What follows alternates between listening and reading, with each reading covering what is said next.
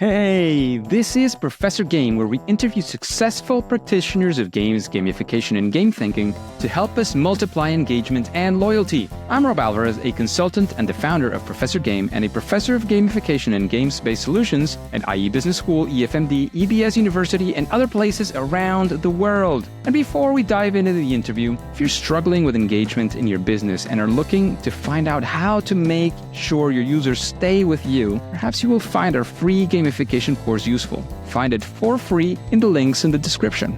Hey engagers, and welcome back to another episode of the Professor Game podcast. And today we are with Drew. But Drew, we need to know, are you prepared to engage?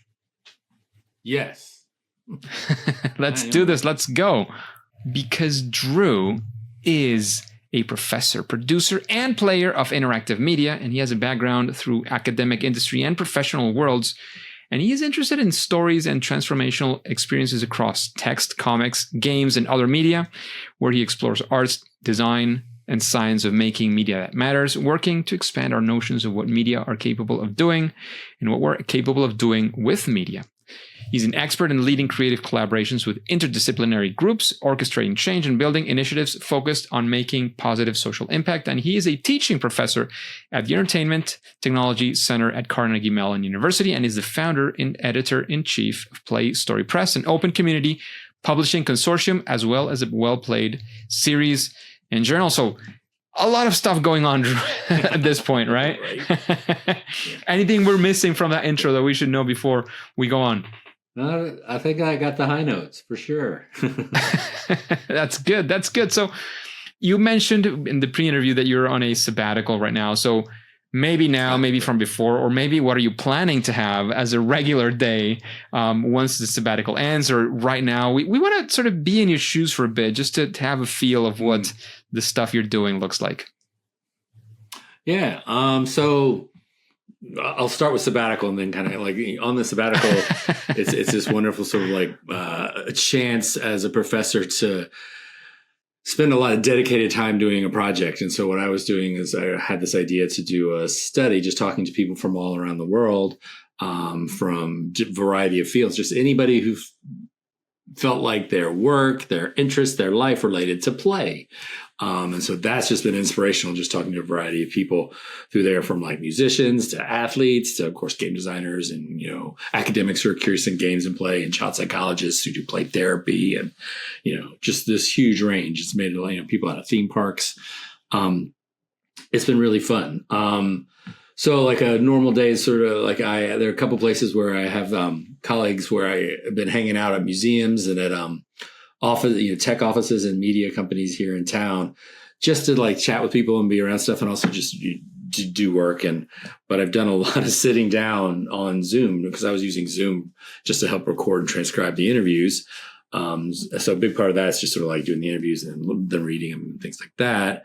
And then more broadly, as I, am back into like the more normal part of my life as a professor, spend a lot of time on like getting in, chatting with colleagues. Like the Entertainment Technology Center is very project based. So it's a graduate program. For those of people who might not know, it was, goodness gracious, it's almost 25 years old.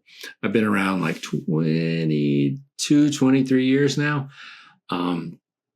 And it was founded out of Carnegie Mellon's Computer Science and College of Fine Arts.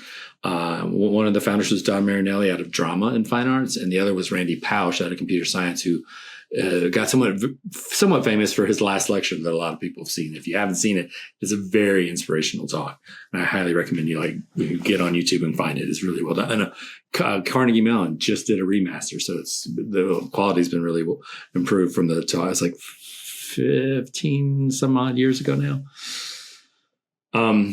So anyways, that context is like we have grad students from all over the world coming in there, programmers, artists, designers, musicians, people with business backgrounds. We put them together on teams and they make things. So a big part of faculty members' day there is meeting with the students as individuals, but also these project teams that might be working on something for a client externally, whether it's for-profit, nonprofit, or, based on research. Or it could be their own idea, pitching it, or a faculty's research idea as well. So you get together and the sort of head fake, Randy talks a lot about head fakes in his last lecture, is it's less about what they're making and more about how they're making it. And so it's really easy for us as people to kind of go, okay, what's the game or the virtual reality experience or the thing on mobile? And that is an artifact that, they're going to get graded on and looked at. But what we really care about is like the process that they go through to make it together. So the big part of it, is sort of like, all right, you're working with people and that can be challenging and you'll have different opinions and different ideas and, and people can suck. And so like, that's almost like the universal thing is like, if you got a group of people working together, there's going to be communication challenges and opportunities, just scheduling, people caring about different things, a client who just doesn't like what you're doing.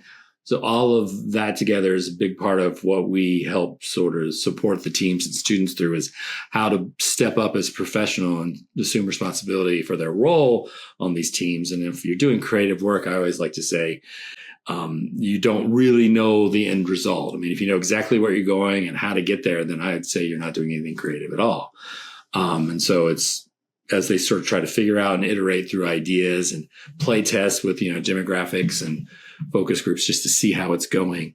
That's a big part of what we do is meet the teams. And then, stuff like just a lot of times the email, a lot of meetings, a lot of chatting with colleagues, looking at both colleagues who are in other schools or around Carnegie Mellon and ways that we can collaborate and talking about things we're doing together to colleagues out in the industry, whether it's to help talk about students or what's going on in the industry and help them, hire students or, think about ways that they can learn from how we do the stuff we do and vice versa.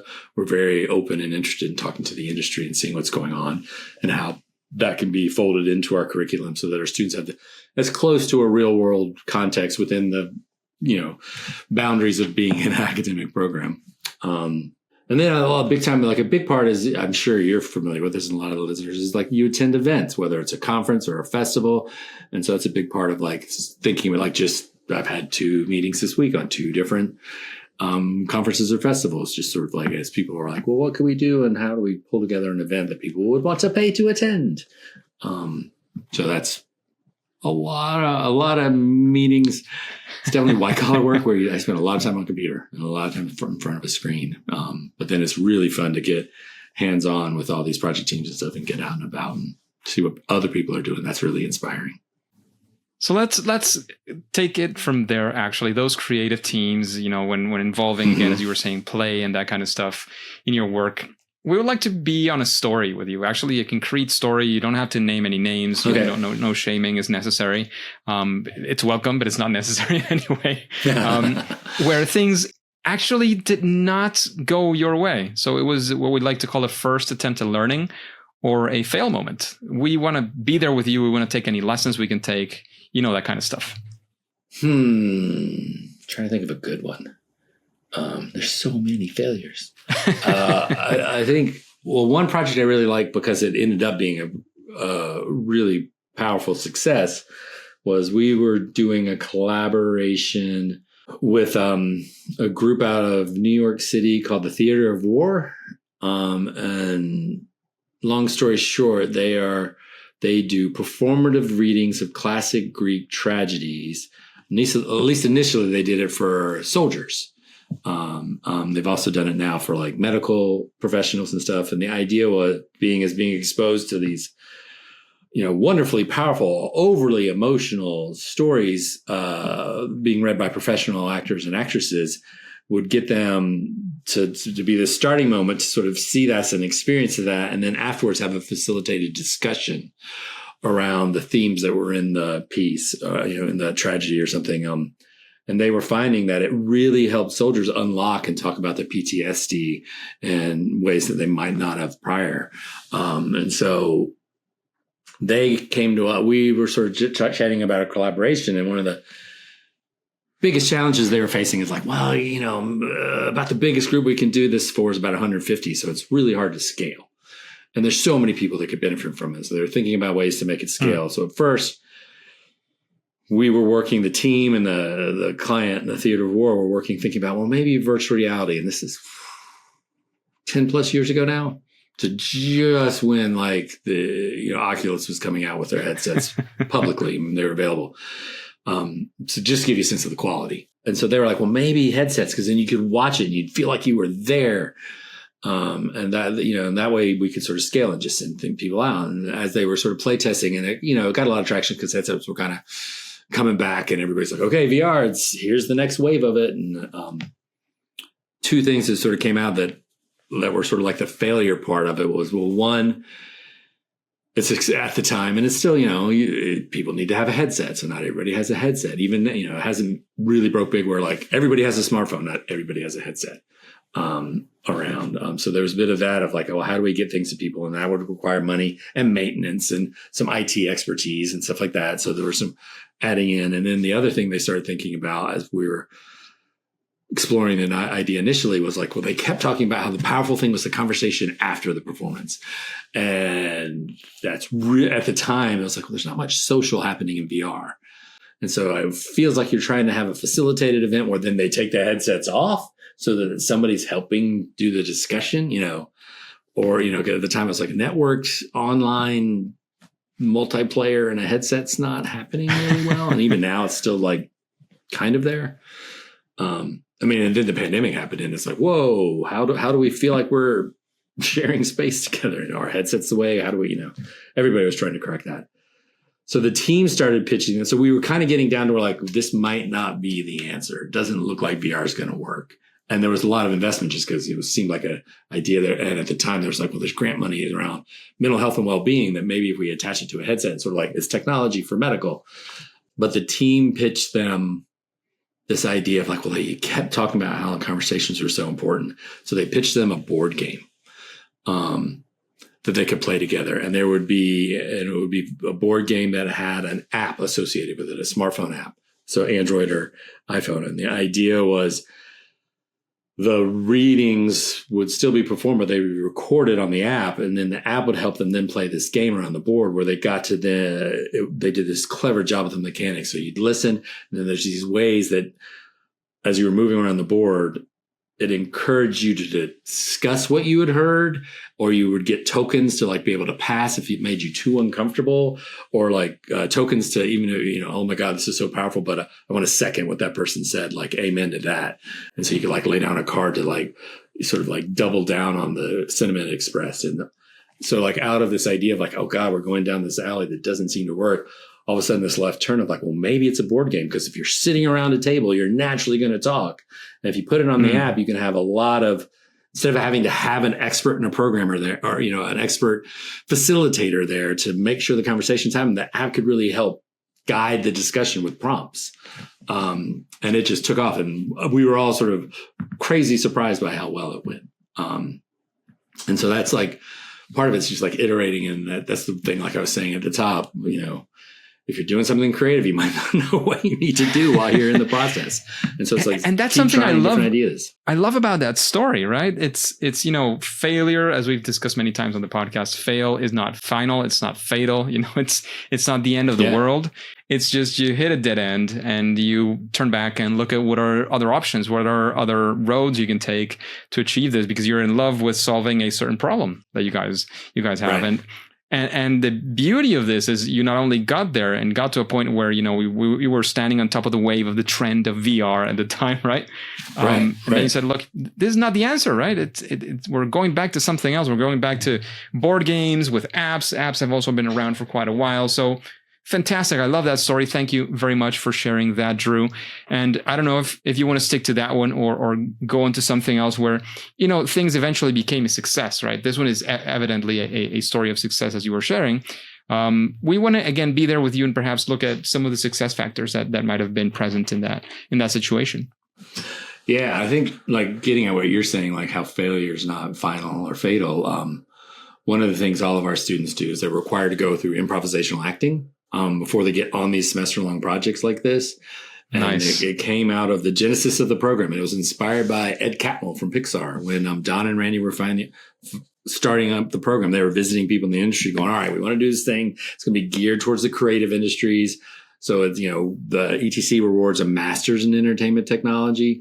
It's helps us tell people what we're not. It's like, oh, it's not a technical degree. That's a master's of science. It's not an MFA or fine arts, and you're not just writing papers like an MA. And it's kind of like an MBA. It's focused on the industry, whereas MBA is more, management and finances were the design and development.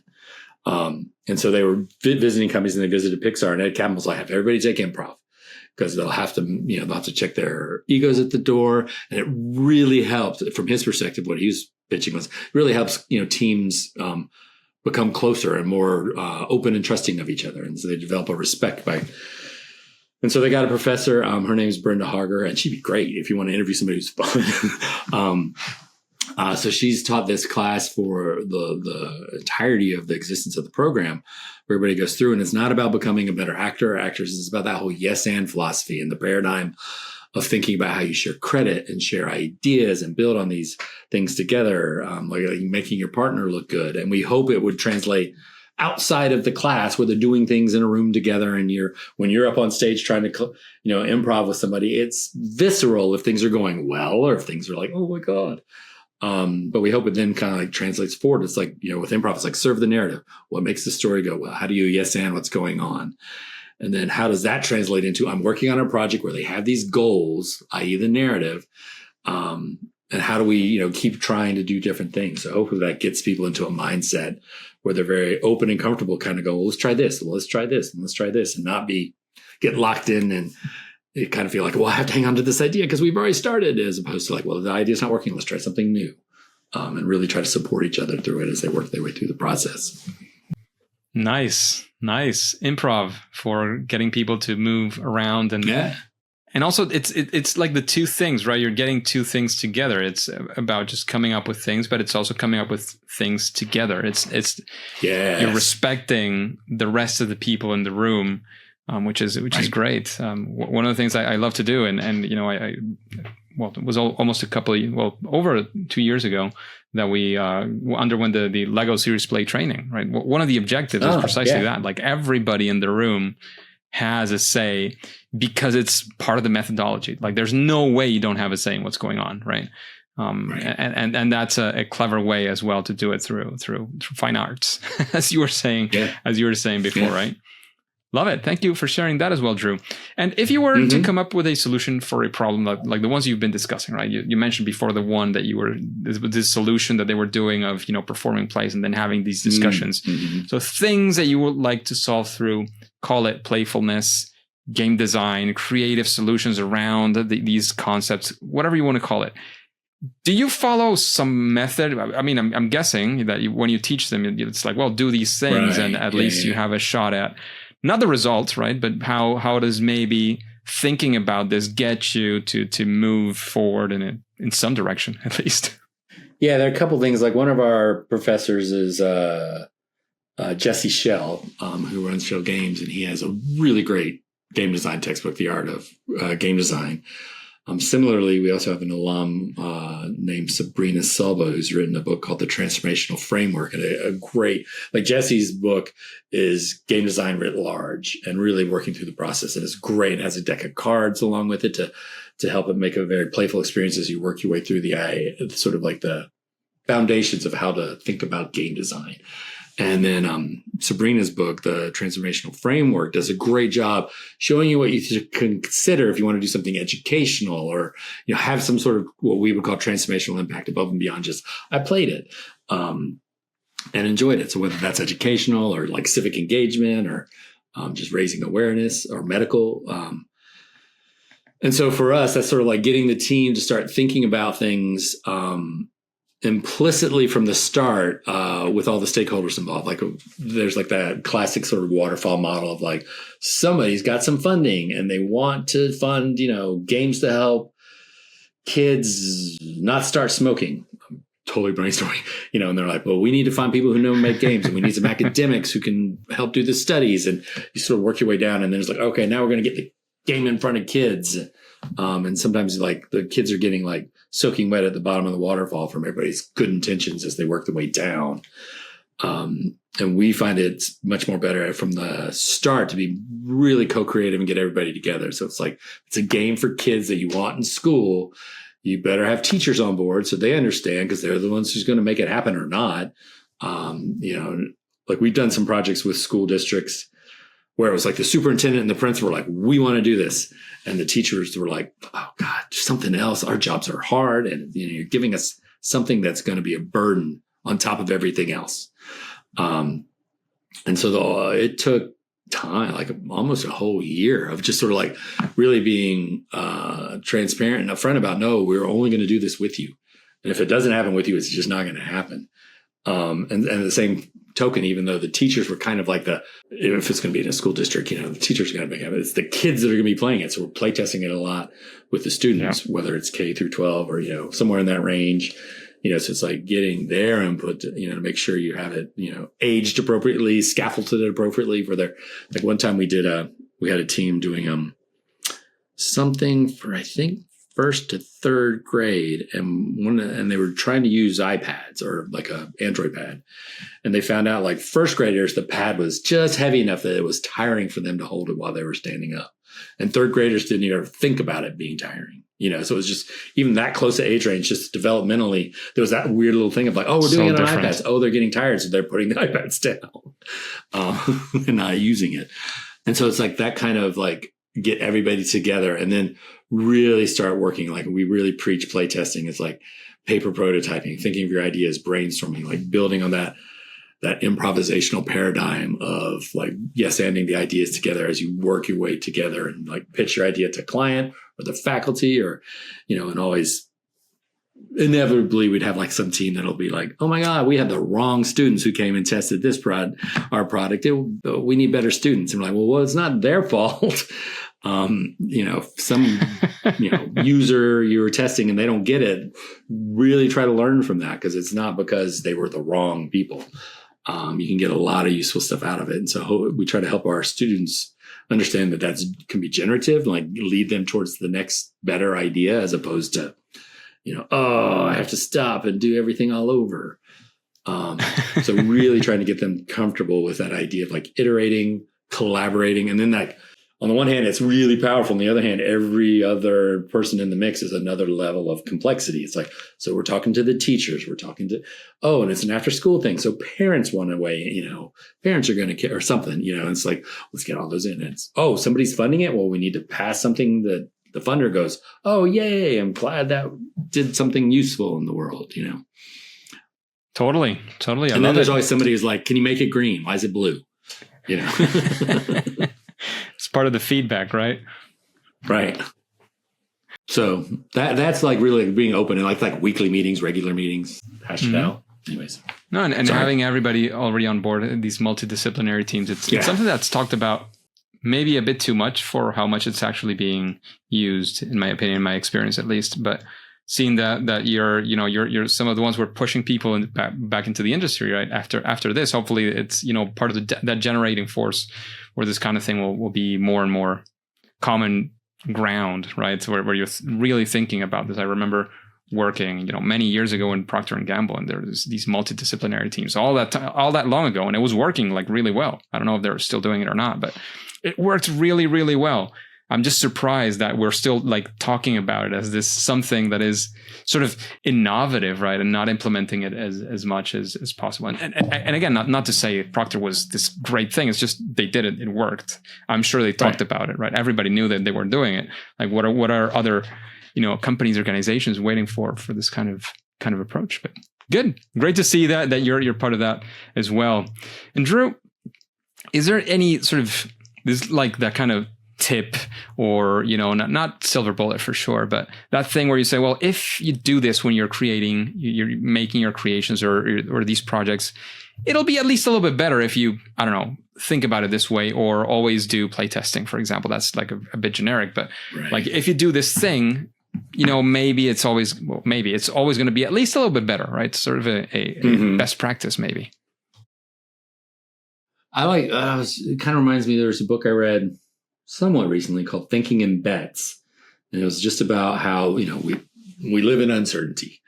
And, and the woman, she's a professor, I think she's in Pennsylvania. I'm not sure where she's based right now. She might be at Duke. Anyways, I think I've heard that book recently, and she was a poker player or something like that. Yes, exactly. So she was using poker as a lens to think about uncertainty and ways to make smart decisions when you're really kind of, you're making decisions based on not having all the information involved, but a lot.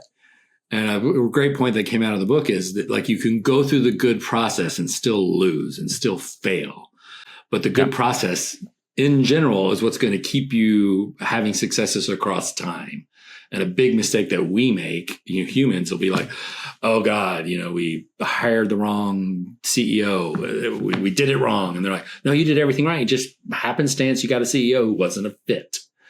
And so it's like having the comfort to keep committing to like, okay, let's try, like, okay, it's not working, but we'll play test, like I was saying, it's like the how you do it becomes really important. So like you're supportive and engaged and discussing, as opposed to, well, I'm just going to take over and tell everybody what to do because I can solve it. And then the next thing you know, that it might work that time, but then it's become less of a collaborative thing and more about there's somebody who's obviously the boss. And, and a lot of people joke / it's just a fact of life of anytime you're in the creative industries, whether it's making games or films or, there's the people who are doing the creative work and the people who really care about budgets and spreadsheets and staying on time, and like the tensions therein of, I need this to hit by the holiday season and it better be big, like Sony just had that huge thing where the game, I'm blanking on the name. It starts with this C, the game they just had to pull after just like 4 or 5 weeks, but they were hoping it would be like the next iteration of something that would be as popular as Star Wars. And it just kind of fizzled.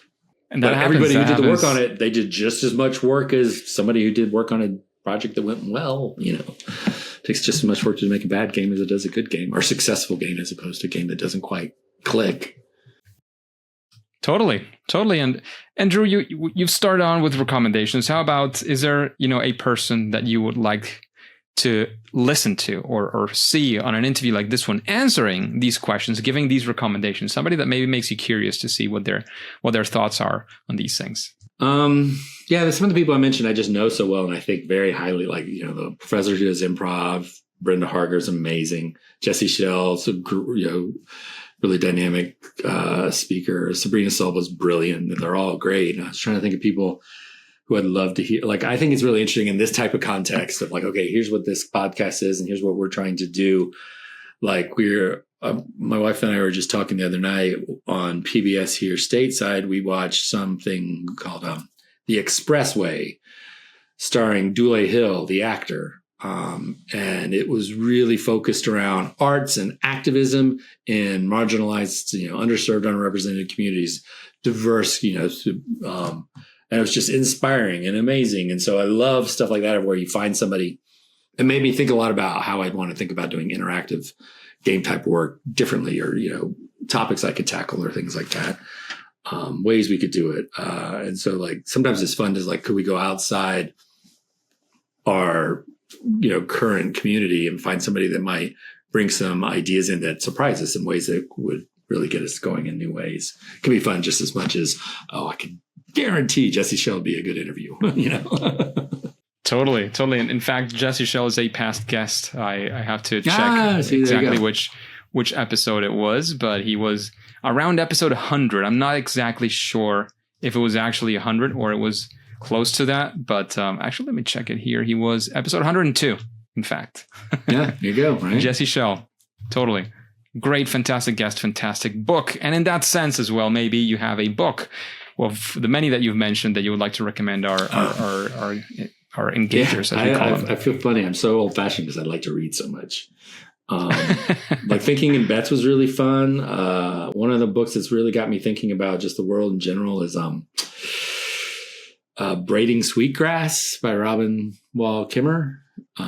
She's a Native American scientist here, and she just does this wonderful job showing how Native indigenous knowledge across eons is now being proven by science to be, very effective and accurate. But the history is sort of like, oh, well, that's just, your stories you're telling. Praying to the gods. Yeah, so very, easy to discount when it's like the Western scientific method kind of going, well, hold on a second. But so she's done a great job showing how weaving them together is very generative. And that's made me think a lot about ways to think about sort of like science education, science awareness, and just getting people more interested in like the wonder of what's going on around us, as opposed to the, sometimes it's like STEM and you have to get a job, and that's all true and all good, but it's also just like, this can crack open the world on how we live in a crazy, amazing place. And there's so much we don't know. Our whole lives could be filled with, understanding things better. Drew, what would you say is your superpower? A thing that you do at least better than most other people? Ooh. Well, I'll give two answers. We were joking because one time we were at something, we were like, okay, and somebody said my superpower would be, they gave me the name Relax Man. Like, you'd be Relax Man because you calm everybody down. You're just your presence. And we were joking. He's like, and I think that is true. Like in situations where, because creative work can be intense, like you have a deadline and stuff like that, and people are getting together and, things aren't working. So you can feel the pressure. And so sometimes it's like, well, let's take a step back. Let's think about it. Let's work about it. It's, like you said, failure is not fatal and it's not final. But at the time you might be like, it's all over. And so like really helping people kind of just take a breath and go, I think is a big part. And then that type of like building on that a little bit more, just helping people understand how to communicate across, topic areas and across discipline expertise and, even across cultural differences is something I really try to aspire to do as best as I can and do better. Like I know it surprises, we have a huge international student population at Carnegie Mellon, and a lot of the faculty work really hard to go like get their names and get their names correctly. And stuff like that. And you can tell it means so much to a student to have their name pronounced correctly and that you remember it, which I joke with them like, here's how low the bar is. If you're just polite, you'll stand out, You just be polite and be a conscientious person and people will remember you because it's so rare. Yeah, totally. Now we get to a difficult one, or almost last question. What would you say is your favorite game? Whoa, all time or recently? Your pick. My pick? Well, it's so funny because I just announced a call that like I help. I started this journal called Well Played around the idea of like doing deep readings, as it were, deep playings of games and really analyzing the gameplay experience. And what inspired me to do that so like the latest call for the next issue of the journal is around for what we call For the Love of Games. Like what's that game or game series or that just, is the one that got you into all of this and is like that touchstone for you, whatever that game may be. And so when I was thinking about it, it's less a game for me. God, I don't know if I have time to write this, but I hope I do. And more a mechanic. Like I just find it fascinating, like from the inception of like Sokoban as a puzzle game that a lot of us are familiar with, pushing blocks within a physical territory that defines where you can push the block, and you have to like, therein comes all the puzzling. Like it's a different space. You got to get the block out the door or into the chute or and I think Sokoban at first was like a warehouse type game. You're pushing crates around. And now people have just spun it out into all kinds of variants, whether it's the theming or different little tweaks in the mechanics. Like there was a great one called Red's Kingdom that's sort of like Zelda-like in its storytelling, but it's all about a kingdom of squirrels collecting the magic nuts. And it was just really cute. But then it was really kind of like had at its core Sokoban mechanics. And then similarly, I'm blanking on the name of it. Oh, I have it on my phone. I'll tell you. Slayaway Camp. Another little sort of Sokoban-like game where you play the Freddy Krueger, and you have to maze your way through the levels in the forest to get to the campers that you're going to slay. And they do a nice thing where they kind of take the edge off the sort of like, well, hold on, it's like I'm the killer. To like, well, no, it's like it's literally you're watching movies. Like the levels are like pull out the VHS tape, stick it in. Now you're going into a level where you're the killer and so you're sort of like just performing a role. I thought they did some clever things to sort of mitigate like, oh, this is terribly violent, to go like, well, hold on. It's just, an homage to 80s horror movies where you're playing the role of the killer and they're all, So I got really fascinated by that. And that was something ever since I announced the call, I've been thinking about is like, could I do something where I really just unpack that mechanic and how it sort of spun out in so many different, like there's the sausage party. I think is it Steven's sausage. There's just so many that are like hard or elegant or, relaxing or, so it's just fascinating to me to think about the way something that at one point really boiled down to is just a pushing blocks mechanic with, so defining movement around a space to blow up into this wide variety of different types of experiences you can have. Cool. So Drew, we're arriving to the end of the interview. Where can we find out more about you, your work, or anything else you want to say or lead us to? Yeah. So like any curiosity about what's going on at Carnegie Mellon, the address, I'm happy to share it so you can write it out under stuff. It's etc.cmu.edu. My personal website is drew@waxeb, or is waxeb.com, WAXDB, like the moon waxes, the tide ebbs. The press I started this past year, just to this open publishing consortium. It's called playstorypress.org. All of the above are different ways you find me. Like I'm on LinkedIn. I don't do social media because I'm old. But that's where you can kind of find me. Great having you around, Drew. This has been a very insightful conversation, I'm sure. Yeah, many of the ideas that you've spun here, a lot of the experience that you've had has inspired many of the engagers in the audience. However, Drew and engagers, as you know, at least for now and for today, it is time to say that it's game over. Hey, engagers, and thank you for listening to the Professor Game podcast. And since you are into gamification and game-inspired solutions, how about you go into the free gamification course that we have for you? Just go to professorgame.com/free gamification course, all one word, professorgame.com/free gamification course, and get started today for free. After that, we will also be in contact and you will be the first to know of any opportunities that Professor Game might have for you. And remember, before you go on to your next mission, before you click continue, please remember to subscribe using your favorite podcast app and listen to the next episode of Professor Game. See you there.